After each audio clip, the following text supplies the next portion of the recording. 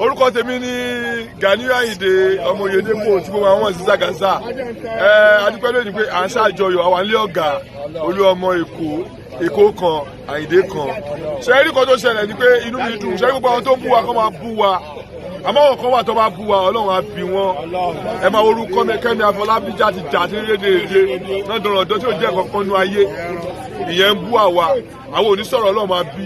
Àbẹ̀ní àbádùn ni tí ó mọ eré ṣe tó ti lè kó ní English film yẹn tí ẹ náà sọ̀rọ̀ sí wa, ìyẹn onídọ̀tí èèyàn. Àwọn tó nífẹ̀ẹ́ aṣíwájú àwọn ló wá ṣe rálì fún Olúọmọ, kò sí pé owó lolú ọmọ fi pè wọ́n, gbogbo àwọn tó wá pátá kò sí owó lolú ọmọ fi pè wọ́n nífẹ̀ẹ́ Ọlọ́run lára aṣíwájú ni wọn wá bólú ọmọ ṣe torí aṣíwájú ni wọ́n wá ń sọ̀rọ̀ kó wọ́n lè fún ẹ̀ $100,000 mọ́ yẹ kí n sọ̀rọ̀ ẹ̀ tí bá sọ̀rọ̀ ẹ̀ wà á kọ̀ lọ kú dànù olóhùn.